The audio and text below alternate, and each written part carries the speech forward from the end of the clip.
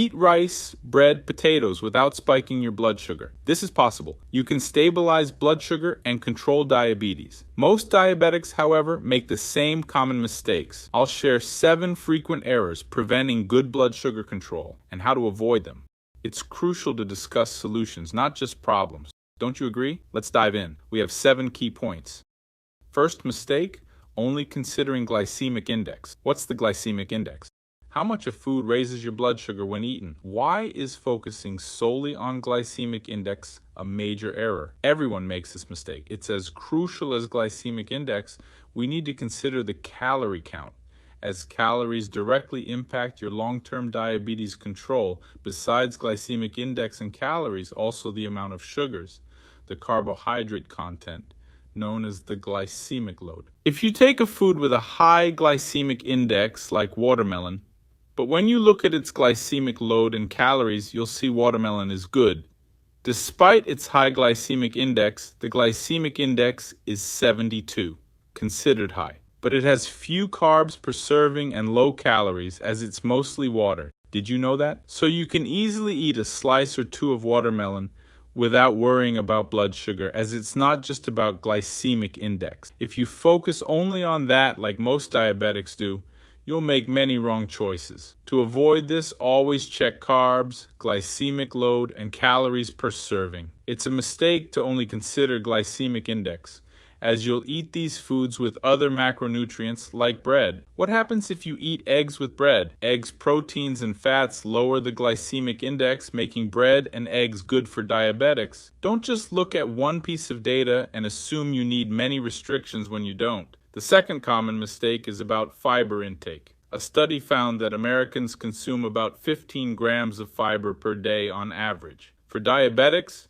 the recommendation is around 30 to 35 grams daily. That's less than half the recommended amount. It's crucial to add fiber to your diet and eat fiber-rich foods to lower the glycemic index. Remember, fiber improves digestion, increases satiety, and prevents overeating later. An easy way to reach this fiber intake is to choose whole grain bread instead of regular bread when eating, as it already provides some of the needed fiber. When eating fruit, add some chia seeds or flaxseed. If you like chia, add 5 grams per serving. It'll be well balanced and help greatly with glycemic control. A study showed diabetics who ate fiber had much better control than those who didn't. It's a drastic, significant change in practice. I see this improvement just from adding fiber, so focus on fiber intake. This alone will greatly help control blood sugar levels. It will prevent many blood sugar spikes. Before we get to number 3, I want to ask if you're enjoying this video and finding it useful. If so, please like and subscribe to the channel if you haven't already to keep up with our videos. I cover endocrinology, my field, plus metabolism, obesity, diabetes, thyroid, cholesterol, and hormones. So subscribe and stay tuned. Error number 3 is not limiting access to carbs and sweets. You've seen how important it is to understand food composition, but we know some foods raise blood sugar more than others, like cakes and added sugar. If you usually add sugar to foods, it's best not to keep these items at home. A study found that people who limited access had better control and managed their weight more effectively. Ideally, your fridge or pantry shouldn't have sweets, pies, cakes, or even sugar. Often at night, this helps prevent you from eating sweets that can be harmful. Many people think all carbohydrates are the same. I won't list this as a separate error, but I'll include it as number 3. Many people believe carbohydrates and sugars are identical. In fact, we have complex carbs that digest slowly and simple carbs, which are sugars. So eating a potato, for example, with the same amount of carbohydrates is different from getting those carbs from sweets or pure sugar, because digestion will take longer and it'll satisfy you much less and provide fewer nutrients. So not all carbs are equal. You need to limit those that are less beneficial. Number 4, mixing many sources of carbs and sugars. You've seen it's possible to eat pasta, rice, and bread, but watch your portions and what you eat with them. In the video, I used bread and eggs as an example. That's one thing. Now imagine making pasta and adding bread on the side. Many people do this, adding small bread rolls. It's not totally forbidden, but you're adding more carbs instead of protein. So be careful not to keep adding only sugars and carbs. Eating bread and pasta while controlling blood sugar won't work if you mix carbs, especially in large amounts. It's harder to track carbs per serving if you mix multiple sugar sources. So I suggest limiting yourself to one carb source at a time. It's easier to understand how it affects your body and eat less of that macronutrient, in this case, carbs. Number 5 is a common mistake many diabetics make. You know, these are all frequent issues. I'm mentioning these points because, in reality, this happens daily. Being afraid of fruits. Fructose doesn't harm diabetes control. Listen to what I said. Fructose isn't harmful. What's harmful is excess fructose. It's when you eat lots and lots of fruit uncontrollably, which is actually quite hard to do. For example, 500 g of papaya gives you 8 g of fiber, aids digestion, and contains about 150, 200 calories. Studies usually say 160. I gave a range as it varies by papaya type, but you won't gain weight eating low-calorie fruits that fill you up and contain fiber. Many fruits are allowed like guava, strawberry, papaya, raspberry, cherry, plum, whole oranges, and apples with skin. I'm saying with skin and whole because that's how you get the fiber.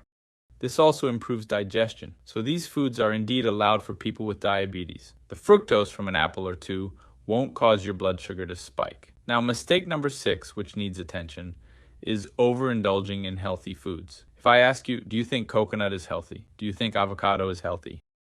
Do you think peanuts and nuts are healthy? The answer will be yes, they really are. But they're foods with a very high calorie density, and you need to watch your calories too. So if you eat an avocado, even though it's healthy with good fats, you need to limit the portion. You can't have the same portion as papaya because avocado is much more caloric. Same with coconut. You can't eat as much as strawberries, where you could eat 500 grams. For example, who can eat that much? But if you look at it, 500 grams of strawberries have about 120, 130 calories, while in avocado or coconut, the calorie count would be much higher. Peanuts, nuts, Brazil nuts, cashews are also very caloric, and you need to limit portions. Be careful with healthy foods. Many diabetics worry about fruits fructose, but think healthy foods like olive oil are fine, and that's the big mistake. This is why insulin resistance worsens, and you end up accumulating calories. This will also increase blood sugar levels in the long run. So it's much more than just looking at carbs. You need to look at healthy foods and consider their calorie content too. I used olive oil as an example. It's very healthy, but diabetics should limit to 7 milliliters daily. This dose provides cardiovascular benefits, improves cholesterol, and reduces heart risk. But you don't consume excess calories. When I talk to diabetics, I always do a food survey, asking about their eating habits, and many say, "Oh, I use olive oil without limits," which is a big mistake due to its high calorie content. Then you'll think, "I can't control my weight.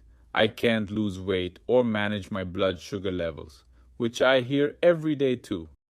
When I analyze deeper, there are many mistakes I'm talking about here, and one is overindulging in healthy foods. Be cautious, because these foods, due to their higher fat content, won't immediately raise blood sugar levels right after eating, which might lead you to believe that they are harmless for diabetics. But that's not true. The key is moderation. You can eat more of the foods I mentioned as good, but these supposedly healthy foods require special attention, especially regarding quantity. Mistake number 7 that hinders blood sugar control is not doing resistance exercises to increase muscle mass. This includes activities like weightlifting at the gym, swimming, or cycling against resistance. You should do activities that help increase muscle mass. Muscle is a great ally when it comes to blood sugar levels. Muscles capture sugar from the blood and use it for energy. More muscle mass means better metabolism and blood sugar control. That's why athletes eat bananas before workouts without getting diabetes. Have you ever wondered about that? Muscles use this sugar as a form of energy. If you're worried about high blood sugar, do resistance training. This exercise is proven more effective for diabetes control. People often ask what's best. So for this specific case, resistance training offers an extra metabolic benefit, though other exercises are healthy too. Which of these mistakes do you make? Many or few or none? Comment below and mention where you're from. I'm from Porto Alegre. Now I have a video suggestion for you. It's about supplements that can be dangerous. Did you know some supplements can harm your health instead of helping? I discussed this in the video. I mentioned the most dangerous yet widely used supplements. Take care. See you next time.